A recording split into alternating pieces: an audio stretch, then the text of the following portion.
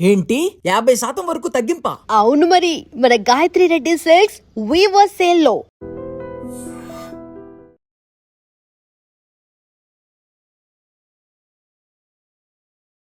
Compulsory క్యారెక్టర్ని పెద్దికి తండ్రిగా పెట్టాలన్న ఆలోచన డైరెక్టర్ గారు అలాంటి సీన్కి కూడా ఒప్పుకున్నాడంటే ఆ వ్యక్తి ఆ క్యారెక్టర్ని ఎంత బలంగా నమ్ముండాలి. దానికి డిస్కషన్ జరిగింది రాజా. ఆనెస్ట్లీ అవసరమా వచ్చి మరి బట్టలు తీసి అని అడిగా. 2 reasons. 1 thing is ఎక్కువ అవుతుందా అనేది అనుకున్నా, కానీ అది పండింది. బట్ ఇలాంటి ఒక స్టార్డమ్ ఉన్న హీరో ఈ కథ చెప్పినప్పుడు దీనికి ఒప్పుకోవడం కదా గొప్పతనం. 100% ఎందుకంటే అది మనసు ఒప్పదు థింగ్, అండ్ ఫ్యాన్స్ కూడా ఎట్లా రియాక్ట్ అవుతారో తెలియదు. అందుకనే ప్రీమియర్కి కొంచెం అటు ఇటు అయింది టాక్. మనం పూర్తిగా నమ్మినప్పుడు 100% ఏమన్నా ధైర్యంగా వెళ్ళిపోతాం. నమ్మేది. అలాగే తారక్ని తీసుకుంటే అరవింద్ సమేత అప్పుడు స్టేజ్ మీద చెప్పాడు, బసిరెడ్డి ఫస్ట్ గుర్తుంటాడు, తర్వాత నేను గుర్తుంటానని. అది huge statement from a huge star. అంత ధైర్యంగా స్టేజ్ మీద ఎవడో మాట్లాడతాడు. సలార్ 2 గురించి ఏదన్నా అప్డేట్ అడుగు బాబు గారిని అని చెప్పి అడిగేస్తారు. నాకు తెలిస్తే నీకు గ్యారంటీగా చెప్తాను. చాలా మంది ఈగర్గా వెయిట్ చేస్తున్నారు సార్ సలార్ 2 కోసం. నేను కూడా. Hi, welcome to my show. Jadhav sir నమస్తే. నమస్తే. సార్, అంటే ఒక కుర్రాడు చిన్నప్పటి నుంచి తను టీవీలో చూసిన హీరో, తమ స్క్రీన్ మీద చూసిన హీరో, అలాంటి ఒక హీరోతో, అలాంటి ఒక స్టార్తో డైరెక్ట్గా కూర్చొని ఇలా మాట్లాడడం నాకు లైఫ్లో వచ్చిన బిగ్గెస్ట్ ఆపర్చునిటీగా భావిస్తున్నాను. ఇది నాకు చాలా ఆనందంగా ఉంది. Thank you very much. Thank you. First time అనుకుంటా మనం చేసేది. Yes sir. Okay sir, Appal Suri క్యారెక్టర్కి వస్తే, అంటే నేను డైరెక్ట్గా సబ్జెక్ట్లోకి వెళ్ళిపోతున్నాను. సినిమాలో పెద్దితో పాటు పెద్ది కంటే ముందు కూడా కథలో ప్రయాణించే క్యారెక్టర్. ఫస్ట్ నుంచి మీరు ఆ ఫేజ్లోనే ఉంటారు. అలాంటి ఒక అప్పల్ సూరి క్యారెక్టర్ని పెద్దికి తండ్రిగా పెట్టాలన్న ఆలోచన డైరెక్టర్ గారికి కానీ, చేసేటప్పుడు మీకు కానీ ఎప్పుడైనా వచ్చిందా? ఎందుకు అడుగుతున్నానంటే ఆ ఎమోషన్ ఇంకా వేరే లెవెల్లో ఉండేది కదా, ఇప్పటికే పిక్స్లో ఉంది. అంటే నా క్వశ్చన్ అర్థమైందా మీకు? అర్థమైంది. రెగ్యులర్ అయ్యేదేమో, అంటే ఏదో ఒకటి ఉండుంటే బాగుండేదని నా ఫీలింగ్ కూడా. ఇంకా ఎస్టాబ్లిష్ అవడానికి అప్పల్ సూరి కరెక్ట్. అది యాక్చువల్లీ ఒరిజినల్ స్క్రిప్ట్లో ఏదో ఉన్నట్టు గుర్తు. అంటే ఇతని ఫాదర్ అలా చనిపోయాడు, అందుకే 30 ఏళ్ళ నుంచి రవాణా సౌకర్యం అంత ముఖ్యం ఓకే, మీకు ఒక బ్యాక్ స్టోరీ ఉండేది అనుకుంటా. This what I heard. I didn't discuss with Buchi. Sir. And ఇంకొంచెం ఎస్టాబ్లిష్ అయ్యేది character. That much I agree. ఫాదర్గా ఉంటే బాగుండేది అనేది I don't think of it till now. And ప్రతి యాక్టర్కి ఒక ఫేజ్ ఉంటుంది సార్. ఇప్పుడు 90s అంటే స్వార్థం లేని సినిమా కాబట్టి ఫాదర్ అయి ఉంటే ఫాదర్ కోసం అనేది అయిపోతుంది. అది దానికంటే more natural film, deep rooted film కాబట్టి నాకు తెలిసి ఇదే కరెక్ట్.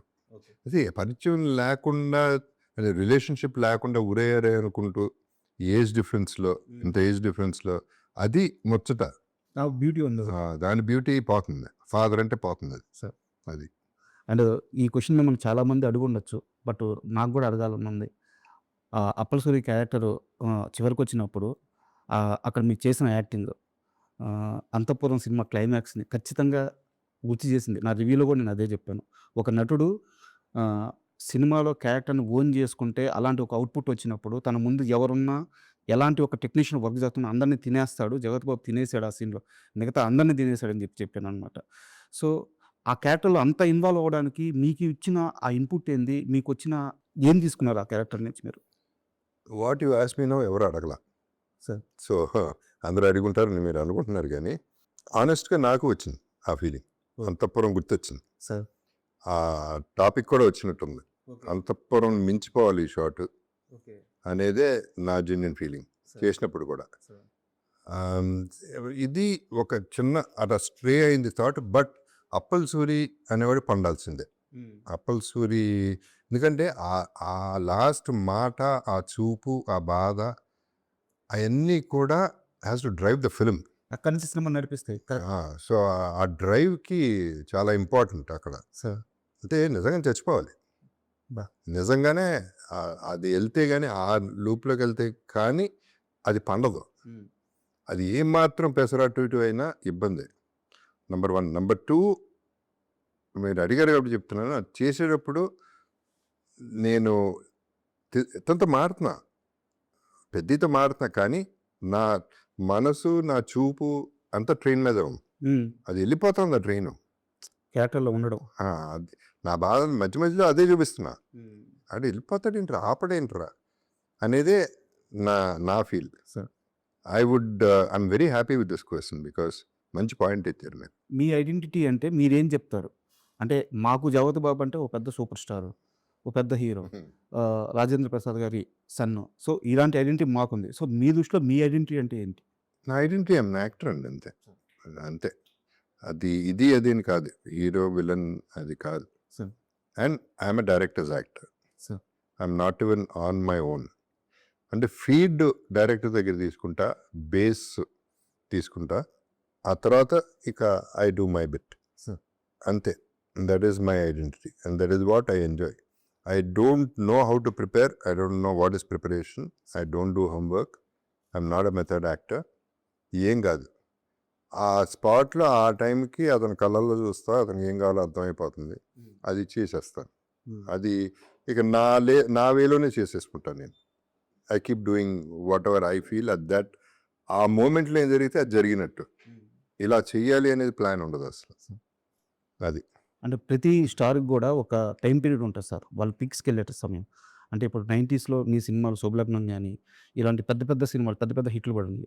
సో ఇప్పుడు కట్ చేస్తే ఇప్పుడు మీరు తెలుగు సినిమాకి కేర్ ఆఫ్ అయిపోయారు. ఏ స్టార్ సినిమాలు అయినా సరే మీకంటూ ఒక ప్రత్యేకమైన క్యారెక్టర్ ఉంటుంది.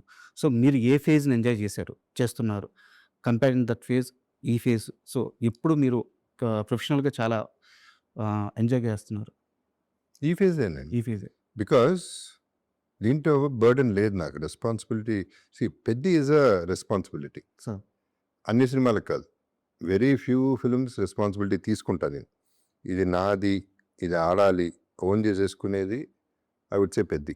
సార్ సో మిగతా అన్నీ నడుస్తూ ఉంటాయి అట్ట, కొన్ని రీజన్స్ వల్ల కొన్ని నడుస్తూ ఉంటాయి. సో ఇది ఎందుకు ఎంజాయ్ చేస్తున్నానంటే, నెంబర్ 1 రెస్పాన్సిబిలిటీ అన్నిటికీ లేదు. సో నా నెత్తి మీద బర్డెన్ లేదు కాబట్టి, హీరో మోస్తాడు కాబట్టి సార్ ఫ్రీ అయిపోయాను నేను. Number 2, the artist I'm working with, the technicians I'm working with, the span I'm going to. అప్పుడు నాకు ఫ్యామిలీ బ్యాంక్ ఒకటే ఉండేది, ఇప్పుడు అన్ని బ్యాంకులు ఉన్నాయి. So I'm very rich. So ఈ వస్తున్నాయి నాకు.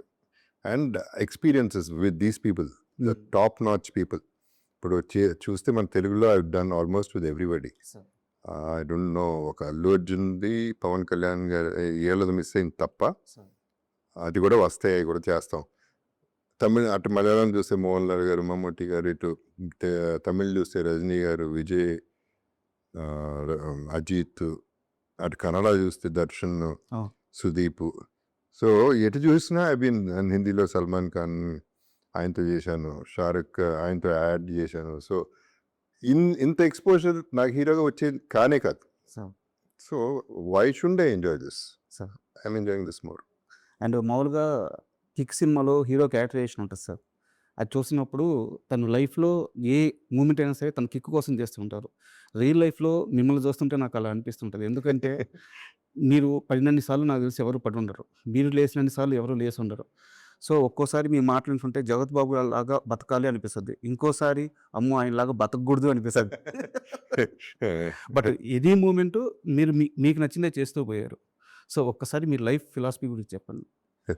ఫిలాసఫీ అంటే ఫస్ట్ ఆఫ్ ఆల్ అది లైఫ్ నన్ను సీరియస్గా తీసుకోకూడదు, దానికి అంత సీన్ లేదు. సార్ ఎందుకంటే ఎప్పుడు పోతుందో తెలియనప్పుడు దాని గురించి ఎక్కువ ఎందుకు ఆలోచించడం. అది నడిచేది ఎలాగో నడుస్తుంది, ఏది జరగాలో అదే జరుగుతుంది, ఇంకోటి జరగదు. ఏది రావాలో అదే వస్తుంది, ఏది రాకూడదు అది రానే రాదు. సార్ సో ఎందుకు దాని గురించి ఎక్కువ ఆలోచించడం అనేది లైట్ తీసుకుంటా. ఇది నీకు ఈ ఫిలాసఫీని, ఇప్పుడు ఇది ఫిలాసఫీ అనుకుంటే ఇది రైట్ రాంగ్ నాకు అనవసరం. I'm happy this way. Sir ఇలా తీసుకుంటే ఐఎమ్ హ్యాపీ. అంటే మీరు చెప్పే మాటలు ఏంటంటే మీరు దీన్ని లైట్ తీసుకుంటాను ఇలా చెప్తూ ఉంటారు, బట్ బ్యాక్గ్రౌండ్లో మాకు తెలిసే కొన్ని ఉంటాయి సార్. ఇప్పుడు నేను మీ సముద్రం నిర్మాతలని ఇంటర్వ్యూ చేశాను అనమాట, పుల్లారావు గారిని, భగవాన్ గారిని. సో వారు చెప్పింది ఏంటి, ఆ సినిమా కృష్ణవంశీ గారు రావడానికి కారణం జ్యోతి బాబు గారు. సో ఆయన మేనిఫెస్టేషన్ చేసి కృష్ణవంశీని ఒప్పించి ఇతనైతే కరెక్ట్ అని చెప్పేసి ఆ సినిమా కోసం ఎంత కష్టపడ్డాడో నాకు తెలిసిన చెప్పి వాళ్ళే చెప్పారు, ఇంటర్వ్యూలో చెప్పారు. సో ఒక ఫేజ్లో చాలా సీరియస్గా ఉంటారు లైఫ్ మీద కానీ కెరీర్ మీద కానీ, ఇంకో ఫేజ్లో ఆ డబ్బులు వాల్యూ ఇవ్వకపోవడము లేదా వస్తువుని వస్తువులాగే చూడడము. సో ఇది చాలామంది దగ్గర ఉండదు సార్. ఇది ఒక మనిషి ఎప్పుడు ఎక్కడ ఎలా ఉండాలో తెలుసుకొని బతకడం అనేది నిజంగా చాలామందికి ఇన్స్పిరేషన్గా ఉంటుంది. థ్యాంక్ యూ అండి, థ్యాంక్ యూ సో మచ్. నేను ఇంతేనండి మరి. నేను అంటే ఏంటో చెప్తున్నా కదా, లైఫ్ని సీరియస్గా తీసుకున్నప్పుడు సార్ ఏముండదు కదా, ఏది సీరియస్ కాదు. ఇప్పుడు ఇట్లాంటివి చేసినప్పుడు మేనిఫెస్టేషన్ అంటారా? ఓకే, మేనిఫెస్టేషన్ ఉందో లేదో నాకు తెలియదు. Sir manifestation is only your 100% thought process putting it in to practicality correct. And trying to go your way. మనం స్ట్రైట్గా వెళ్తాం, ట్రై చేస్తాం, ఆడు డిస్టర్బ్ చేస్తూ ఉంటాడు. ఎవరు రంబాబు రోజు వెనక వచ్చినా తప్పుకోకుండా, అటు బార్ కనపడితే బార్కి వెళ్ళిపోకుండా టెంపుల్కి వెళ్తే మనకి పని జరుగుతుంది అనేది మన హోప్. కానీ మన ఒక్కళ్ళ వల్ల వరల్డ్ మారిపోయి మన కోసం చేయదు అనేది కొన్ని జరుగుతాయి. అట్లా అనుకుంటే చాలా మేనిఫెస్ట్ చేస్తూ ఉంటాం. ప్రతి ఒక్కడు మేనిఫెస్ట్ చేస్తూనే ఉంటాడు, పైకి రావాలని, స్టార్ అవ్వాలని, సూపర్ స్టార్ అవ్వాలని. అందరే అవ్వవు. అదే అన్న, అదే I believe in the way it is taking me. Life అలాగే తీసుకెళ్తుంది, ఇంకో రకంగా తీసుకెళ్తుంది. కాబట్టి ఎందుకు దాని గురించి ఆరాటపడటం అని. సార్ ఈ మిగతా ఏంటంటే ఇప్పుడు సముద్రం, thanks to the producers, very sweet of them. నా వల్ల జరిగిందంటే అది జరిగిపోయింది, అలా జరిగింది. నేను చేసేది ఏముంది, ఇప్పుడు నేను చెప్పినంత మాత్రాన్ని వంశీ సినిమా చేసేడు. సార్ వాళ్ళు మీ మీద చాలా రెస్పెక్ట్ పెట్టుకున్నారు సార్. ఈవెన్ ఇంటర్వ్యూ అయిపోయిన తర్వాత కూడా మీ గురించి చాలా మంచిగా చెప్పారు వాళ్ళు. వెరీ స్వీట్ పర్సన్ అని చెప్పారు. అండ్ మీ పైన నాకు ఒక చిన్న విమర్శ ఉంది, అడగొచ్చా? సినిమాకి సంబంధం లేదు, మీ పర్సనల్ లైఫ్కి సంబంధించి. ఇల్లు అమ్మేసిన తర్వాత ఇల్లు ఖాళీ చేస్తున్నారు. ఇల్లు అమ్మేసిన తర్వాత కూడా 3 కోట్ల రూపాయలు అప్పు మిగిలి ఉంది. నేను వైజాగ్లో లెజెండ్ షూటింగ్లో ఉన్నాను అని చెప్పారు. సార్ అది కరెక్టేనా? ఎందుకంటే జీవితంలో మిమ్మల్ని నమ్ముకొని ఒక పర్సన్ వచ్చారు. సో వారికి ఆ ఇల్లు ఖాళీ చేయడం అంటే, నా ఇంట్లో నేను చూశాను, అలా ఇల్లు ఖాళీ చేసి బయటకు వచ్చారు, ఎంత పెయిన్ ఉంటుందో పిల్లలకి, లేడీస్కి. మా నాన్నగారు అలా వెళ్తున్నప్పుడు ఆ క్షణంలో మీరు అక్కడ ఉండుంటే బాగుండేది కదా. 100% ఎమోషనల్ పాయింట్ ఆఫ్ వ్యూలో మీరు అన్నది కరెక్టే సార్ ప్రాక్టికల్ పాయింట్ ఆఫ్ వ్యూలో ఐ డోంట్ కేర్. ఇల్లు అమ్మేయటం, వీళ్ళ ఎమోషన్ ఆలోచిస్తే, పర్సనల్ ఎమోషన్ కనుక ఆలోచిస్తే I should have been there. Sir in fact వాళ్ళు ఉండకూడదు అక్కడ. Correct sir. బట్ నా సిచ్యువేషన్ అది, నేను లెజెండ్లో అక్కడ స్టక్ అయి ఉన్నాను. షూటింగ్ నుంచి వచ్చేసి అంత అనిపించలే నాకు. అండ్ ఈ విషయంలో I have to thank my wife and children. Sir great person. Definitely వాళ్ళు ఇప్పటి వరకు అప్పుడు అడగల, ఇప్పుడు అడగల. మీరు లేకుండా నేను ఖాళీ చేశాను ఇల్లు అనేది టాపికే రాలే ఇంతవరకు. సో వాళ్ళు లైట్ తీసుకున్నారు, డెఫినెట్గా లైట్ తీసుకోవాలా, ఇబ్బంది పడి ఉంటారు, డౌట్ లేదు. But that is the way of life. Sir ఏం చేస్తాం, అది అయిపోయింది, ఇక నా చేతిలో లేదు అది అని చెప్పి ఉన్న సినిమా కూడా దాన్ని ఇబ్బంది పెట్టి ఇక్కడికి వచ్చి what is the point in doing it. అట్లా ఫ్యామిలీ సపోర్ట్ నాకు విపరీతంగా ఉంది కాబట్టి I'm living the way I'm living. Sir అది అది ఎక్కడ మా ఫాదర్ దగ్గర నుంచి తీసుకున్నా, మా బ్రదర్స్ నుంచి, మా సిస్టర్ లాస్ నుంచి, మా వైఫ్ అండ్ మా ఫ్యామిలీ గురించి ఎవరు నన్ను ఇబ్బంది పెట్టలే, ఎప్పుడు నన్ను అడగల. అంతపురం అప్పుడు ఫర్ ఎగ్జాంపుల్ నేను చేసేటప్పుడు డబ్బింగ్ చెప్తున్నాను, క్రూషియల్ డబ్బింగ్ అయిపోవాల్సిందే, సెన్సారు ఏదో ఉంటుంది కదా టెన్షన్. ఓ పక్క మా చిన్నమ్మాయికి ఎమర్జెన్సీలో ఉంది, అంత టైంలో కూడా ఆవిడే చూసుకుంది, వైఫే చూసుకుంది. సార్ నేను ఎవ్రీ మినిట్ కాల్ చేస్తా ఉన్నా, వంశీ కూడా పాపం ఎవ్రీ మినిట్ కాల్ చేస్తూ ఉన్నాడు. వంశీ అక్కడే ఉన్నాడు నాతో, బట్ తను ఫోన్ చేసేది వేరే అస్ట్రాలజర్, ఏంటి పరిస్థితి, పాప పరిస్థితి ఏంటని. సో ఇంత టెన్షన్లో కూడా చేసాం. బట్ ఈ రెస్పాన్సిబిలిటీ వాళ్ళు తీసుకున్నారు. సార్ ఇది వాళ్ళకి నిజంగా నమస్కారం పెట్టాలి, నాకు కాదు ఇక్కడ. So I don't take credit. Sir నేను ఈ క్వశ్చన్ అడగడానికి కారణం కూడా, వారి గురించి మీరు ఎక్కడా చెప్పరు, ప్రస్తావించరు, బట్ వారు పడిన పెయిన్ కూడా చెప్పుకోగలను. It's very nice one you ask, because humanity మీద వెళ్ళారు మీరు.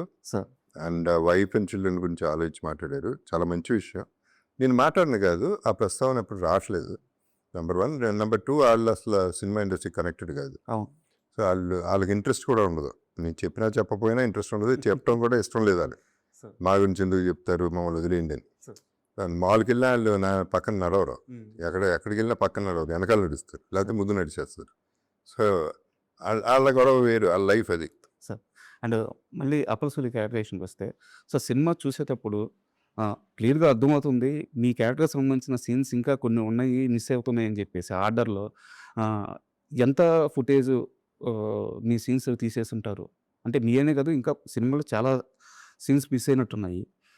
మీరు విజయవాడ ఈవెంట్లో చెప్పిన డైలాగ్ కూడా బ్యూటిఫుల్ డైలాగ్, అది సూపర్ ఎమోషన్ ఉంది. సో ఆ డైలాగ్ కూడా లేదు సినిమాలో, మళ్ళీ యాడ్ చేసే ఛాన్స్ ఉంటుంది. సినిమాలో యాడ్ చేసే ఛాన్స్ అయితే నాకు కనపట్ల, చేస్తే బాగుంటుంది నాకు ఉంది.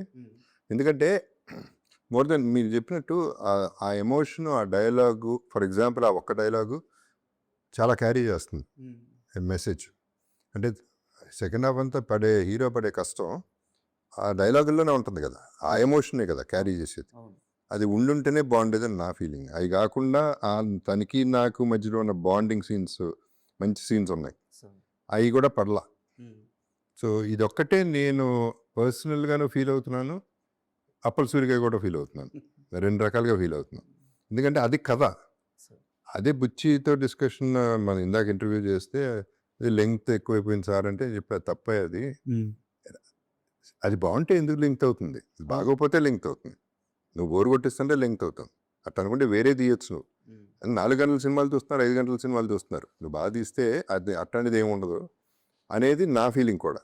కాకపోతే దాన్ని అందే అది ఎట్టగా యూట్యూబ్లో ఇప్పుడు రిలీజ్ చేస్తామండి ఆ సీన్ తిన్నాను, సరే అదన్నా చేయండి, లేకపోతే నాకు ఇవ్వండి, నేనన్నా ఇన్స్టాలో వేసుకుంటా. బికాజ్ అంత ప్రేమించా క్యారెక్టర్ని, సినిమాలో ఉన్న వాళ్ళందరినీ. సో అది ఒక నా లైఫ్లో కూడా 2.5 years అదొక ఘట్టం కదా, సాలిడ్ ఫీలింగ్ పెద్ద అనే సినిమా. అంటే ఎందుకు ఆ క్యారెక్టర్తో నేను కూడా ఎందుకు అంత లవ్లో పడ్డామంటే సార్, ఒక గాయం లాంటి సినిమా తీసిన హీరో ఆ బట్టలు ఆ డ్రాయర్ మీద ఆ బురదలో పడి అది క్లోజ్ షాట్ అర్థమవుతుంది, అది డూప్ కాదు ఏం కాదు, చాలా క్లియర్గా అర్థమవుతుంది. అలాంటి సీన్కి కూడా ఒప్పుకున్నాడంటే ఆ వ్యక్తి ఆ క్యారెక్టర్ని ఎంత బలంగా నమ్మి ఉండాలి, ఆ పెయిన్ని ఎంత సీరియస్గా తీసుకొని ఉండాలి, Correct. అర్థమవుతుంది. దానికి డిస్కషన్ జరిగింది రాజా, ఆనెస్ట్లీ. అవసరమా వచ్చి మరి బట్టలు వడదీసి అని అడిగా. తను పాపం ఈనేసి సార్ వద్దంటే చెప్పండి పర్లేదని. సో నేను ఆలోచించా, అంటే 2 reasons. వన్ థింగ్ ఇస్ నా బ్యాక్ వీక్, అది కనుక ఇరిగిందంటే ఇంకా అక్కడే ఉంటా, ఆ మెట్లోనే పడుకుంటా. సో అదొక రీజను. రెండోది ఎక్కువ అవుతుందా అనేది అనుకున్నా, కానీ అది పండింది. ఇప్పుడు మీరు ఎత్తుతున్నారంటే ఆ టాపిక్, ఆ షాట్ వెరీ క్రూషియల్ అయిపోయింది, నాకు ఆయుపట్టు అయిపోయింది ఆ షాట్. సో డెఫినెట్గా వర్కౌట్ అయిన షాట్.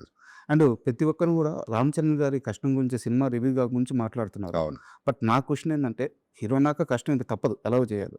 బట్ ఇలాంటి ఒక స్టార్డమ్ ఉన్న హీరో ఈ కథ చెప్పినప్పుడు దీనికి ఒప్పుకోవడం కదా గొప్పతనం. సో మన స్టార్ హీరోలు ఇలాంటి కథ చెప్పే సినిమాల్లో అది గ్యారంటీగా ఒప్పుకుంటా 100%. ఎందుకంటే అది మనసు ఒప్పదు, because it's serious thing and fans కూడా ఎట్లా రియాక్ట్ అవుతారో తెలియదు. అందుకనే ప్రీమియర్కి కొంచెం అటు ఇటు అయింది talk. One of the reasons అది. ఎందుకంటే వాళ్ళ హీరోని అట్లా చూడటం వాళ్ళకి ఇష్టం లేదు, కానీ అది ప్రాణం పెట్టిన సినిమా కాబట్టి చేయగలిగాడు, ఒప్పుకోగలిగాడు. అండ్ ఈ జనరేషన్స్తో బ్యూటీ ఏంటంటే రామ్ చరణ్ పట్టించుకోడేటండి, ప్యాషన్, పిచ్చి ప్యాషన్తో చేస్తాడు, ఏదైతే అదైనా చేసేద్దాం. మనం పూర్తిగా నమ్మినప్పుడు 100% ఏమన్నా ధైర్యంగా వెళ్ళిపోతాం. నమ్మాడు, ధైర్యంగా వెళ్ళాడు. అండ్ మీరు అన్నారు ఇందాక కష్టం అందరూ పడతారు, కరెక్టే, కానీ ఈ సినిమాలో రామ్ చరణ్ పడిన కష్టం చాలా ఎక్కువ కనిపిస్తుంది సార్. అది చాలా అది బయటకు వచ్చేసింది ఎట్టగా. అది ఇష్టం లేని వాళ్ళు కూడా బాగా చెప్పాల్సిందే, వేరే చాయిస్ లేదు అక్కడ. ఎందుకంటే ఇట్స్ బాడీ అండ్ మైండ్ రెండింటితోనూ ప్లే చేయాలి, ఇట్స్ నాట్ ఈజీ. సో ఇక్కడ రామ్ చరణ్ అన్నారు కాబట్టి I would like to thank Chiranjeevi garu, because ఆయన ట్వీట్లో అన్ని పేర్లు పెట్టారు, okay, but my brother Jagapathi Babu అని పెట్టారు. Sir I'm very happy with that. And అంటే ఎలాగో ప్రస్తావన వచ్చింది కాబట్టి, మీరు ఒక తరంలో మీ స్టార్డమ్ అంతా చూసారు సార్ టీఎఫ్ఐలో ఉన్నప్పుడు. సో నెక్స్ట్ తరంలో ఇప్పుడు వచ్చినప్పుడు రామ్ చరణ్ గారు కానీ, ఎన్టీఆర్ గారు కానీ, మహేష్ బాబు గారు కానీ, బన్నీ కానీ, ప్రభాస్ కానీ, ఇలాంటి వాళ్ళందరి వరకు దగ్గర నుంచి చూస్తున్నారు, వాళ్ళతో కలిసి పనిచేశారు. సో టీఎఫ్ఐకి వీళ్ళు నెక్స్ట్ జనరేషన్ టీఎఫ్ఐని ఎక్కడ తీసుకెళ్తారు అంటే, వీళ్ళ క్రేజీ ఏ రేంజ్కి వెళ్ళద్ది. ఒక చిరంజీవి గారు, ఒక బాలకృష్ణ గారు ఆ స్టార్డమ్ని ఇప్పుడు వీళ్ళు ప్యాన్ లెవెల్కి వెళ్ళిపోయారు. వీళ్ళ కష్టం చూస్తున్నప్పుడు కానీ మన హీరోల గురించి ఏం చెప్తారు? వీళ్ళు ఎక్కడికైనా తీసుకెళ్ళగలరు సార్. వీళ్ళందరూ మీరు చెప్పిన పేర్లన్నీ ఆ టాప్ ఇంకా ఉన్నారు. వీళ్ళందరూ కూడా డెఫినెట్గా they make us feel proud sir, doubt లేదు. నెంబర్ 1 అంటే ఏదైనా చేసేయగలరు అనేది ప్రూవ్ చేశారు. ఎవరికాళ్ళే వాళ్ళ ఛాన్స్ దొరికినప్పుడల్లా ప్రూవ్ చేశారు, చేస్తూనే ఉంటారు. అది కాకుండా మీరు గుర్తించాల్సింది, ఇప్పుడు ఈ సినిమాలో అప్పల సూర్య అనే క్యారెక్టర్ ఎంత పండుతుందని తెలిసినా ఓకే చేసి ఒప్పుకునే హీరోలు కూడా తక్కువ. అలాగే తారక్ని తీసుకుంటే అరవింద్ సమేత అప్పుడు స్టేజ్ మీద చెప్పాడు, బసిరెడ్డి ఫస్ట్ గుర్తుంటాడు, తర్వాత నేను గుర్తుంటానని. అది huge statement from a huge star. అది ఎవడో చెప్పడు, అంత ధైర్యంగా స్టేజ్ మీద ఎవడో మాట్లాడ్డు. కరెక్ట్. ఎందుకంటే అది అంటే అది యాక్సెప్ట్ చేయటం అనేది చాలా కష్టం ఒక హీరో. నేను కదా హీరో, నేను కదా సూపర్ అనేది ఉన్నప్పుడు. సో అట్లాంటి మనసు మహేష్ బాబు ఉన్నాడు. మేబీ స్టేట్మెంట్ ఎప్పుడు ఇవ్వలేదు కానీ శ్రీమంతుడు అప్పుడు అన్నాడు తినేశారు కదండి అన్నాడు. ఒక్క డైలాగ్ చాలు, వాళ్ళ దగ్గర నుంచి ఒక్క కాంప్లిమెంట్ చాలు. బికాజ్ అలా ఆ కాంప్లిమెంట్ రావడానికి చాలా కష్టం. బట్ ఈ హీరోలు ఎవ్వరికి ఆ ఫీలింగ్ లేదు. ఏముంది, నాది నాకుంది, సినిమా బాగుండాలి అంతే. సో ఇన్సెక్యూరిటీ లేదు. So that's a good thing. Balayya Babu garu అట్లా లెజెండ్లో. సార్ సో అట్లా ప్రతి ఒక్కళ్ళు కాంప్లిమెంట్ ఇచ్చిన వాళ్ళే. బుచ్చి గారి దగ్గర నుంచి ఒక 2 క్వశ్చన్స్ వారి గురించి. ఆ. అంటే మీ జర్నీ చూస్తుంటే పక్క మనిషితో మనం బాగుంటే పక్క మనిషే సమాజం, ఆ మంచి మనకు తిరిగి వస్తుందని చెప్పడానికి ఇప్పుడు ఎప్పుడో హనుమాన్ జంక్షన్ చేసేటప్పుడు సుకుమార్ అనే ఒక చిన్న అసిస్టెంట్ డైరెక్టర్తో మీరు చాలా మంచిగా ఉన్నారు. సో ఈరోజు ఆయన తిరిగి వచ్చి మీకు అద్భుతమైన రోల్స్ ఇస్తున్నారు. ఆ రోజు మంచిగా ఉన్నారని ఇవ్వట్లేదు, బట్ ఆ మంచి తిరిగి వస్తుంది. ఈవెన్ బుచ్చి గారు కూడా. సో మీరు బుచ్చి గారిని ఫస్ట్ టైం చూసిన ఆ మూమెంట్ ఏంటి? ఇంత అమాయకంగా ఉన్నాడో, బట్ ఏదో ఒక ఎక్స్ప్రెషన్ మీకు వచ్చి ఉంటుంది కదా, ఆ ఎక్స్ప్రెషన్ ఏంటి? సెట్లో పీక్స్ బుచ్చిని చూసినప్పుడు మీకు కలిగిన ఫీలింగ్ ఏంటి? ఈ 2 ఒకసారి చెప్తారు. ఫస్ట్ చూసినప్పుడు క్యూట్గా ఉన్నాడు అనుకున్నా. ఆ. అంటే తన సైజు, తను అంటే ఫస్ట్ దూరిపోతాడు మనిషి. హగ్కి మామూలు హగ్గు చేయటం వేరు, అట్లా దూరిపోవడం వేరు. వచ్చేస్తారు. అదే చెప్తున్నా, వదిలితే సంకెక్కేస్తాడు ఆ టైప్లో. అంటే లవబుల్ పర్సన్ సార్ అనే ఫీలింగ్ అయితే వచ్చింది. అక్కడ తను హ్యాండ్లింగ్ నాన్నకు ప్రేమతో ఎక్కువ తెలుసు నాకు. సార్ బుచ్చి సుకుమార్ నాకు హనుమాన్ జంక్షన్లో చేశాడు, నా దాంట్లో చూసా. బుచ్చిని చూడలేదు. నాన్నకు ప్రేమతో అప్పుడు కూడా తను 1-2 సిచ్యువేషన్స్ ఉన్నాయి. ఒకటి చెప్పలేని ఇన్సిడెంట్. అటువంటి ఆ ఇన్సిడెంట్ చూసి అనుకో అప్పుడు అన్నా, నువ్వు మంచి డైరెక్టర్ అవుతావయ్యా. సార్ చెప్పలేదు అనటానికి దాంట్లో ఒక ఇది ఉంది, ఇబ్బంది ఉంది, అందుకని చెప్పలేకపోతున్నా. లేకపోతే క్యూట్దే అది కూడా ఇన్సిడెంట్. అంటే ఈ మామూలు కాదు అని తెలియడానికి ఒక ఇన్సిడెంట్ ఉంది. అదేంటో ఇప్పుడు చెప్పలేదు. బట్ అలాంటివే ఇంట్రెస్ట్ ఉంటుంది. అంటే ఇది కరెక్ట్ కాదు కానీ. సో అదే ఇప్పుడు నాకు సుకుమార్ పేరెత్తారు కాబట్టి ఏ మాటగా వాడు హనుమాన్ జంక్షన్ చేసినంత మాత్రం సుకుమార్ నాకు సినిమా ఇస్తాడని నేను ఎక్స్పెక్ట్ చేయను. వాళ్ళు ఎవరు a good director, fantastic director నుంచి సినిమా వచ్చేస్తుంది నన్ను చూసి ఇచ్చేస్తారు నేను అనుకోను. ఎందుకంటే వాళ్ళకి తట్టాలి, వాళ్ళకి ఆ పెన్ను రాయాలి అక్కడ నా పేరు. అది రాయకపోతే వాళ్ళు పెట్టరు, అడిగినా పెట్టరు. అటువంటిది సుక్కు ఎప్పుడు ఫెంటాస్టిక్ క్యారెక్టర్స్ ఇచ్చాడు నాకు.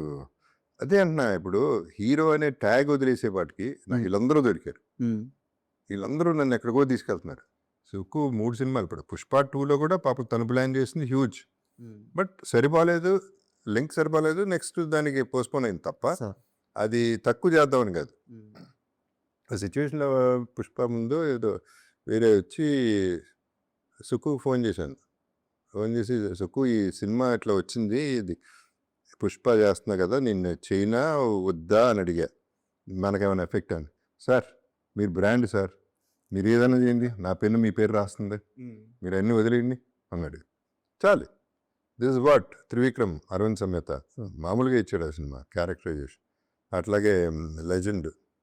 సో ఈ సినిమాలు ఇలా వీటిలోనే అయిపోయినాయి. 3 డైరెక్టర్స్ 6 సినిమా, ఫస్ట్ 5 సినిమాలు, ఇప్పుడు పెద్ద అది. అండ్ లెజెండ్ ప్రస్తావన వచ్చింది కాబట్టి రామ్ ప్రసాద్ గారిని ఇంటర్వ్యూ చేసింది సార్, కెమెరా రామ్ ప్రసాద్ గారిని. సో వారు చెప్పారు, మీరిద్దరు ఫేస్ ఆఫ్ ఉంటుంది కదా, బాలకృష్ణ గారిది మీది ఫేస్ ఆఫ్ ఉంటుంది, అది మొత్తం షూట్ చేసేసారంట ఫస్ట్ యాక్చువల్గా వేరే యాంగిల్లో పెట్టి కెమెరా. ఆ తర్వాత మీ ఇద్దరిలో ఉన్న ఇంటెన్సిటీ, ఆ ఢీకునే విధానం చూసి సరిపోక ఈయన కెమెరా మళ్ళీ భుజం మీద వేసుకొని ఫాలోఅప్ షాట్ తీశారంట. సో ఆ రోజు సెట్స్లో వాళ్ళిద్దరిని చూస్తుంటే సినిమాలో చూసిన తక్కువ, సెట్స్లో చూస్తే కళ్ళు సరిపోవని చెప్పి చెప్పారు. నేను అది కరెక్టే. రాంప్రసాద్ అంటే అది అట్లాంటి పనులు ఎప్పుడు చేస్తారు డిఓపీలు, విపరీతంగా ఇన్వాల్వ్ అయిపోయి, ఇంకా వాళ్ళు ఎంత బాగా చేస్తారు మేము ఇంకా బాగా చేయాలి, హెల్దీ కాంపిటీషన్. సో అది వచ్చిందంటేనే సినిమా హిట్. కరెక్ట్. లేకపోతే ఇన్వాల్వ్ అవ్వం. నా సూపర్ హిట్ సినిమాలన్నీ షూటింగ్ స్పాట్లో తెలిసిపోతాయి, ఇది గ్యారంటీ కొడుతుందని. ఎప్పుడు తెలుస్తుందంటే డైరెక్టర్ వీళ్ళు క్లాప్స్ పక్కన పెడితే ఈ డిఓపీలు వీళ్ళు ఉంటారే, వాళ్ళు బెటర్ షాట్ పెట్టాలి అని ఎప్పుడైతే ఆలోచిస్తున్నారో అప్పుడు తెలిసిపోతుంది మనకి. ఇప్పుడు అరవింద్ సమేత చేసేటప్పుడు వినోద్ తను అనేవాడు, సార్ మీరు వస్తుంటే నేను ఇంకా బెటర్ ఫ్రేమ్ పెడతానండి అంటే మనకి ఇంకా ఫుల్ జోష్ వచ్చేస్తుంది సార్ న్యాచురలీ. అతను ఇంకా బాగా పెడతాను, నేను ఇంకా బాగా చేయాలని. అంతే కదా అంతేగా, it's a healthy competition. Sir. So this is where I'm very lucky. Basically that's what I'm saying. వీళ్ళందరితో పని చేయగలగటం అక్కడే నా నా నా యాక్చువల్ టాలెంట్ బయటపడేది వీళ్ళ వల్ల. ఈ ఛాన్స్ నాకు అట్లా దొరికేది కాదు కదా హీరోగా అని. సార్ అది. సార్ యాక్చువల్గా ఇంటర్వ్యూకి వస్తున్నానంటే చాలామంది అడగమన్న ప్రశ్న వచ్చేసి సలార్ 2 గురించి ఏదన్నా అప్డేట్ అడుగు బాబు గారిని అని చెప్పి అడిగారు సార్. నాకు తెలిస్తే నీకు గ్యారంటీగా చెప్తా. అప్పటికి తెలిసి టూర్ గురించి.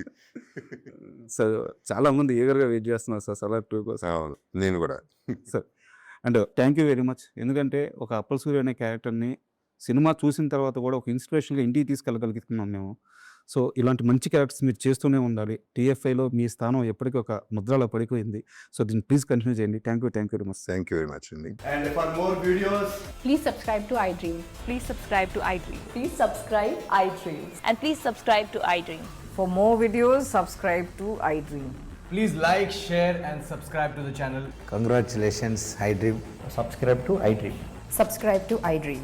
So subscribe to iDream Media. iDream team అందరికి huge congratulations. Please subscribe iDream Media. Please subscribe to iDream. Subscribe iDream. Please subscribe to iDream. iDream అంటే నా కళల ఛానల్ను సబ్స్క్రైబ్ చేసుకున్న నోరు తిరుగుతలేదు. మీరైతే గంట గుర్తు కొట్టండి. For more such videos, please subscribe to iDream.